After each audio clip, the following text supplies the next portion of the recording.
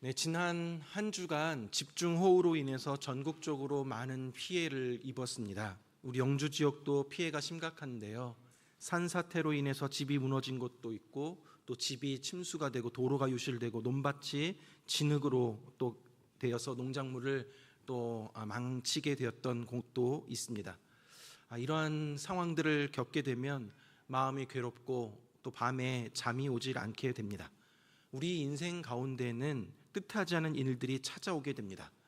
그동안 참 말 잘 듣던 자녀들이 사춘기를 맞이하면서 갑자기 방황하기 시작하고 또 사업에 어려움을 겪기도 하고 갑자기 건강에 이상이 오기도 하고 또 갑자기 사고를 당하기도 합니다.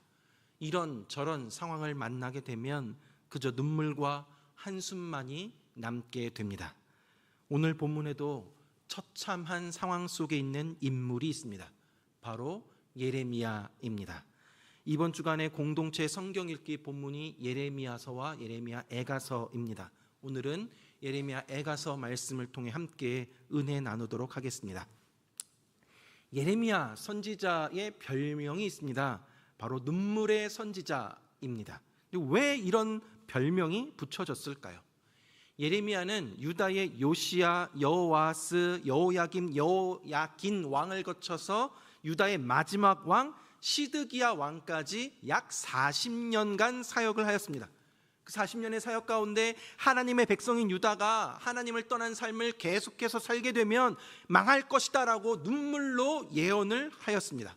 근데 그 예언의 말씀들이 실제로 성취되는 것을 보게 됩니다.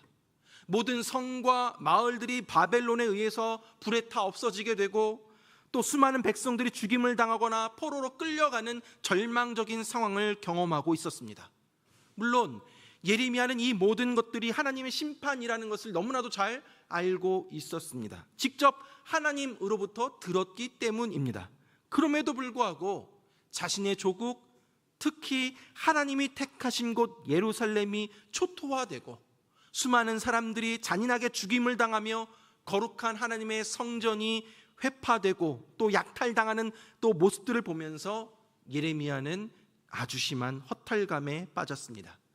가슴이 아프고 답답하여 잠이 오지 않을 정도였습니다. 너무 괴로웠습니다. 이런 참담한 상황 속에서 예레미야는 고통스러운 그 마음을 담아서 눈물로 글을 씁니다. 이것이 바로 예레미야 애가입니다. 오늘 우리가 살펴볼 본문 3장에서도 예레미야 이 처참한 심경이 잘 나타나 있습니다. 하나님이 이 이스라엘에게 행하신 일들에 대해서 열거를 하면서 원망을 쏟아내는 말들을 하고 있습니다. 1절부터 쭉 보면 1절 말씀에 여호와의 분노의 매로 말미암아 고난 당하는 자는 나로다. 분노의 매를 들었다는 거죠. 2절 말씀 보니까 나를 이끌어 어둠에서 걸어가게 하셨다. 4절 말씀 나의 살과 가죽을 쇠하게 하시며 나의 뼈들을 꺾으셨다. 7절 나를 둘러싸서 나가지 못하게 하시고 내 사슬을 무겁게 하셨다. 8절 내가 부르짖어 도움을 구하나 내 기도를 물리치셨다. 14절 나는 내 모든 백성에게 조롱거리 곧 종일토록 그들의 노랫거리가 되었다. 주변 사람들에게 놀림거리가 되었다라는 거죠. 보통 이런 일들은 적들이나 원수들이 행하게 됩니다. 그런데 이 모든 일들을 행하신 분이 누구라고 합니까? 바로 하나님이시라는 겁니다.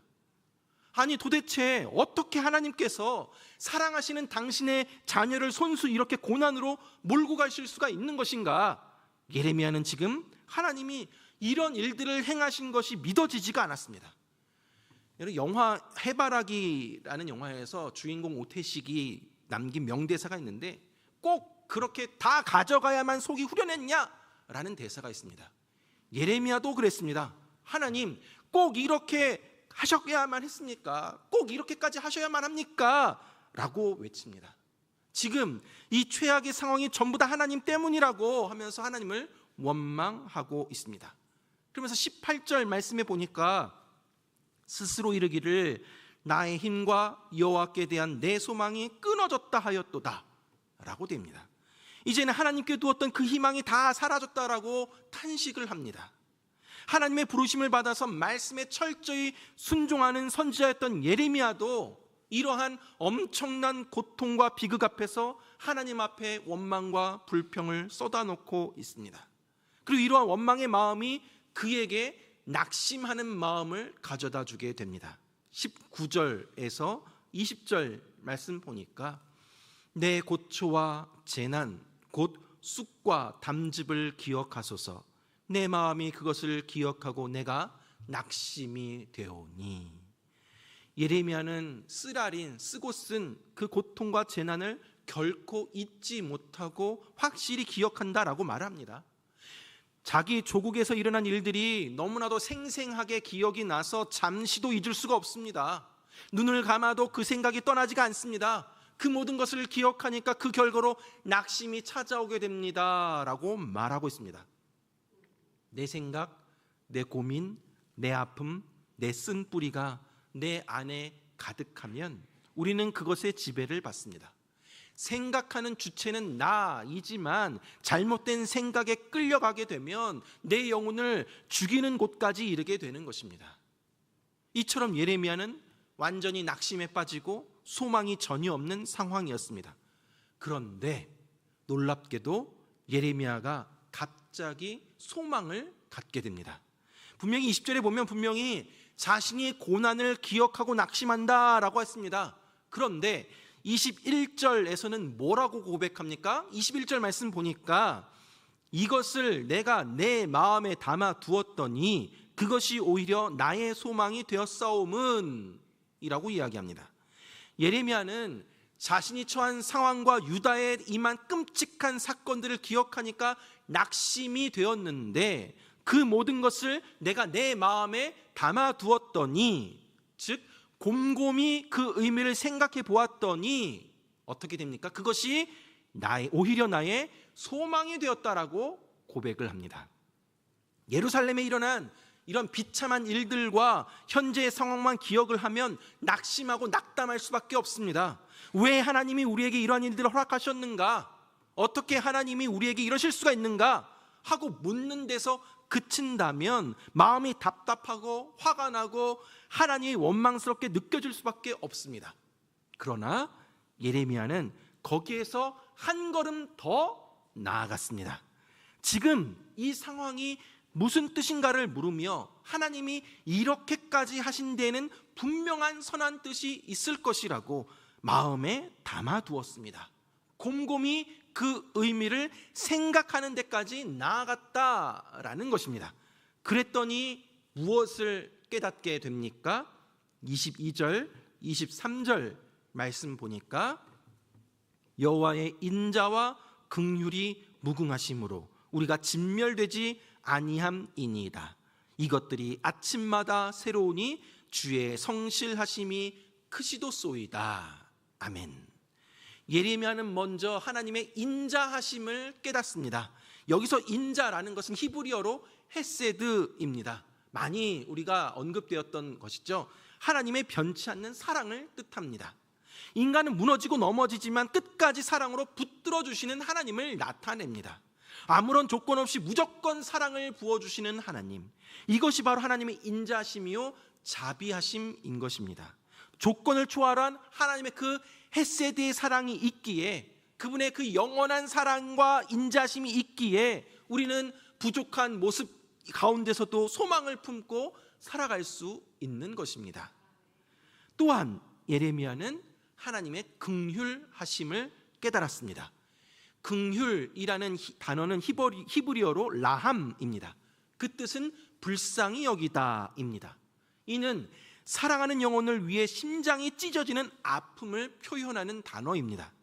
사랑하는 자녀에게 회초리를 들 때 자녀는 그 종아리에 피멍이 들지만 부모는 가슴에 멍이 들고 또 눈에는 피눈물이 납니다. 지금 예레미야는 하나님이 이스라엘을 채찍으로 다스리실 때 얼마나 그 찢어지는 마음이셨을까.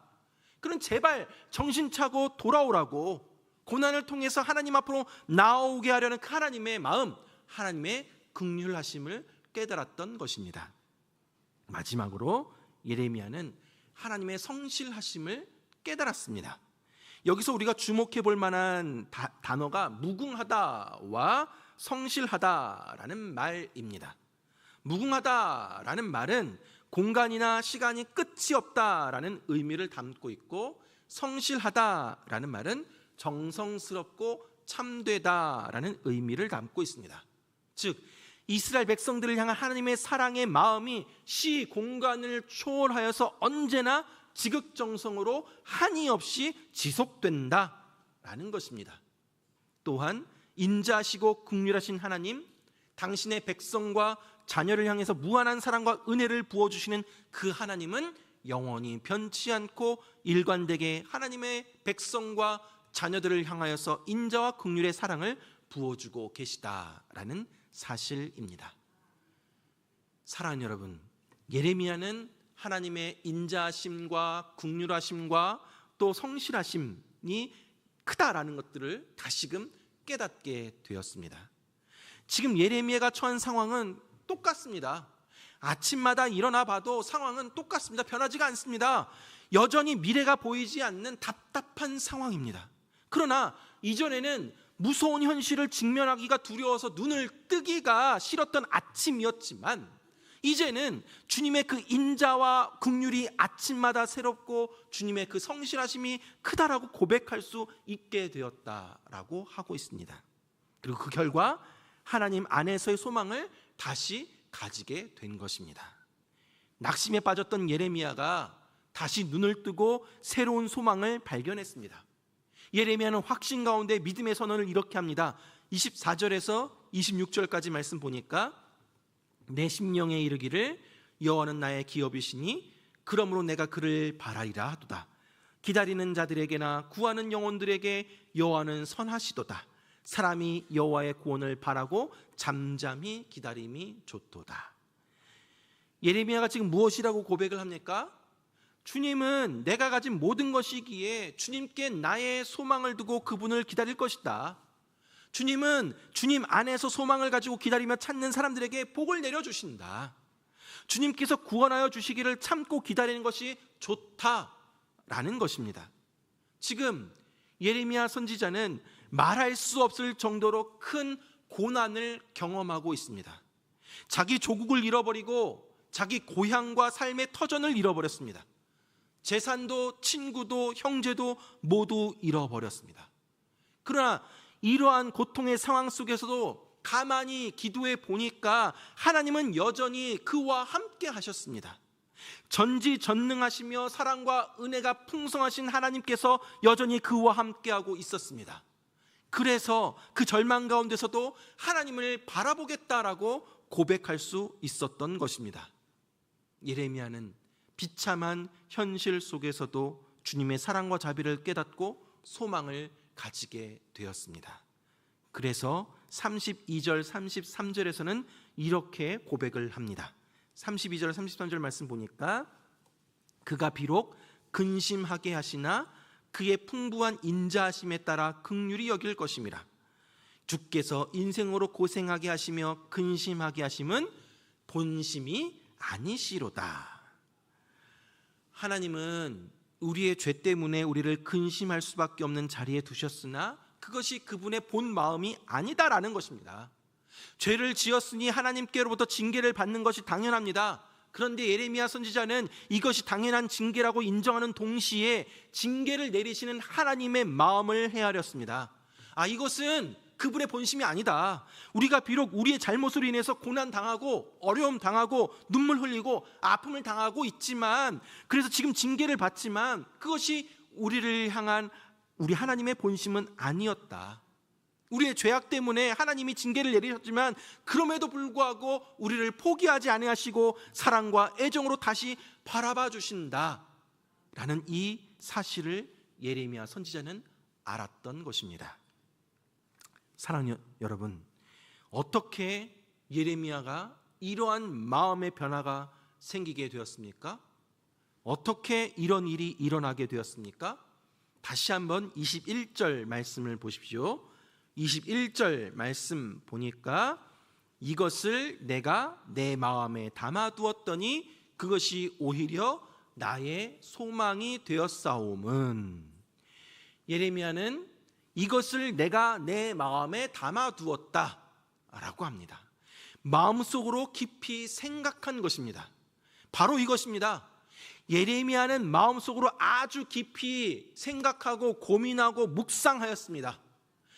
일어난 사실만을 보거나 과거의 아픔만을 기억한 것이 아니라 생각을 했습니다. 다시 말해서 지금 이 비참한 상황을 믿음의 눈으로 재해석을 한 것입니다. 이것이 중요합니다. 다시 말해서 여러분, 환경과 상황이 그대로더라도 바뀔 수 있는 것이 있습니다. 그것은 바로 내가 그 상황과 환경을 어떻게 해석하고 있는가, 그 문제를 어떻게 바라보고 있는가에 따라 달라질 수가 있게 되는 것입니다. 사랑하는 여러분, 우리 인생 가운데 어려운 일이나 비극이 일어날 때 우린 너무 놀라서 어찌할 바를 모를 때가 있습니다. 괴롭고 힘이 듭니다. 그럼 당장은 괴롭고 힘들지만 그 고통을 주야로 묵상해서는 안 됩니다. 여러분, 우리가 묵상해야 할 것은 하나님의 인자와 긍휼 그리고 성실하심입니다. 고통 가운데 있더라도 하나님을 묵상하면 소망과 위로를 얻게 되지만 고통을 묵상하면 낙심과 괴로움뿐입니다. 답답하고 도저히 바뀔 것 같지 않은 고통스러운 현실만을 바라보면 답이 없습니다. 헤어나올 수가 없습니다. 하지만 내 인생 가운데 베풀어 주셨던 하나님의 은혜, 하나님의 인자심과 긍휼하심과 성실하심을 계속 생각하게 되면, 내 안에 자꾸 은혜로 채우면, 하나님의 그 은혜로 채우게 되면 내 안에 다 있었던 답답함과 부정적인 생각들이 밀려나가게 되어 있습니다. 은혜로 채우면 부정적인 생각들이 밀려나게 됩니다. 은혜로 그것들을 밀어내면 됩니다. 사랑하는 여러분, 믿음을 다른 말로 하면 바라보다라는 것일 수 있습니다. 참담한 환경 속에서도, 심지어 내가 하나님 앞에 부끄러운 존재를 하더라도 그 자리에서, 있는 그 자리에서 하나님을 바라보는 것입니다. 이런 상황에서도 내 손을 붙들고 계시는 인자하신 그 하나님을 바라보는 것입니다. 나를 바라보면, 내 주변 환경을 바라보면 낙심이 되고 절망이 일어나지만 여호와 하나님을 바라보면 소망이 생길 줄 믿으시기 바랍니다. 말씀을 맺도록 하겠습니다. 사랑하는 여러분, 예레미야는 무너진 예루살렘을 바라보면서 탄식했습니다. 그러나 그 절망의 자리에서 신실하게 하나님을 바라보면서 그분의 은혜와 긍휼과 사랑을 노래합니다. 예레미야 선지자는 그러한 아픔과 고통 속에서도 소망을 잃지 않게 됩니다. 사랑하는 여러분, 우리도 예수 잘 믿고 말씀도 기도 열심히 하고 교회 봉사도 열심히 하고 누구보다도 하나님 사랑했는데 우리 인생 가운데 뜻하지 않은 고난이 찾아올 때가 있습니다. 이러지도 저러지도 못하는 상황 가운데 어찌할 바를 몰라 발만 동동 구르고 애태울 때가 있습니다. 나는 고통 속에서 울부짖지만 어느 누구 하나 위로해 주는 사람도 없고, 또 위로를 해준다 해도 그것이 크게 내 마음에 와닿지도 않습니다. 오히려 주변 사람들은 야, 너 교회 다닌다며? 교회 다녀봤자 소용없네. 너 하나님 살아계신다며 어떻게 그냥 이 상황 가운데 이렇게 내버려 둘 수가 있어? 야, 예수 헛믿은 거야 라고 비웃기도 하고 조롱하기도 합니다. 이런 상황 속에서 우리가 어찌해야 하겠습니까? 그냥 걱정하고 불안해하고 답답해하고 또 원망하는 것이겠습니까? 저는 결코 아닙니다. 우리는 이 어려운 현실 때문에 마냥 괴로워하고 낙심하고 불안해야 할 것이 아니라 거기에서 한 차원 더 올라가야 합니다. 올라가서 이 사건을 하나님의 눈으로 재해석하는 것이 필요합니다. 그냥 그대로 보면 낙심할 수밖에 없는 힘든 상황인 것 누구나 다 알고 있습니다.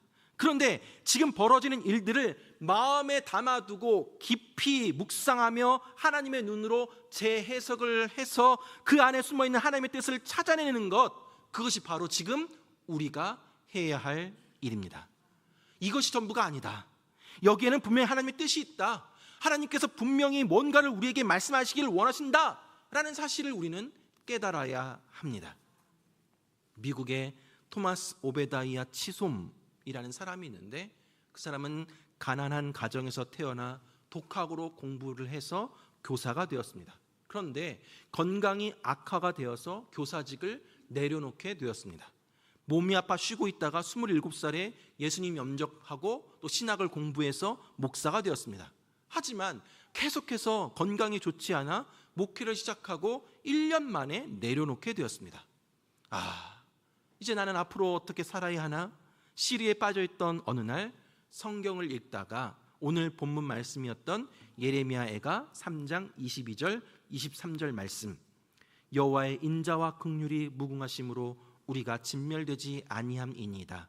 이것들이 아침마다 새로우니 주의 성실하심이 크시도소이다 라는 이 말씀을 읽고 감동을 받았습니다.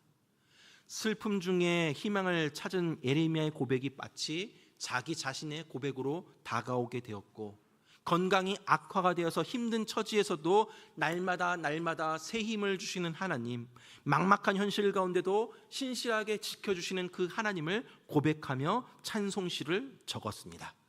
그것이 바로 찬송가 393장 오 신실하신 주입니다. 찬양 가사가 오 신실하신 주 내 아버지여, 늘 함께 계시니 두려움 없네. 그 사랑 변찮고 날 지키시며 어제나 오늘이 한결같네. 오 신실하신 주, 오 신실하신 주, 날마다 자비를 베푸시며 일용할 모든 것 내려주시니 오 신실하신 주, 나의 구주. 사랑하는 여러분, 우리 하나님은 신실하십니다. 그 신실하신 하나님이 우리와 함께 하십니다. 은혜와 긍휼이 풍성하신 하나님, 그 사랑이 변치 않으시는 하나님이 우리를 지켜주십니다. 고난을 묵상하지 말고 하나님을 바라보십시오. 우리에게는 고난을 이겨낼 힘이 없지만 매일 아침 새로운 은혜로 다가오시는 하나님이 계십니다. 날마다 자비를 베푸시며 일용할 모든 것을 내려주시는 하나님이 함께 하시기 때문에 이스라엘 백성들은 출애굽 후에 광야를 지나가게 되었고, 우리도 광야와 같은 이 세상을 살아갈 수 있게 되는 것입니다. 여러분, 내가 잘나서가 아닙니다. 하나님이 은혜와 사랑과 긍휼을 끊임없이 베풀어 주시는 신실하신 분이시기 때문입니다. 이 하나님을 바라보게 될 때 절망의 상황이 소망으로 바뀔 줄 믿습니다. 우리가 주님만을 바라보게 될 때 어두움이 물러가고 새로운 빛이 우리 속에 다가올 줄 믿습니다. 사랑하는 여러분, 하나님을 바라보십시다. 우리의 머리끝부터 발끝까지 모든 것을 다 아시는 그 하나님이 우리의 상한 마음을 어느 누구보다도 다 알고 계십니다.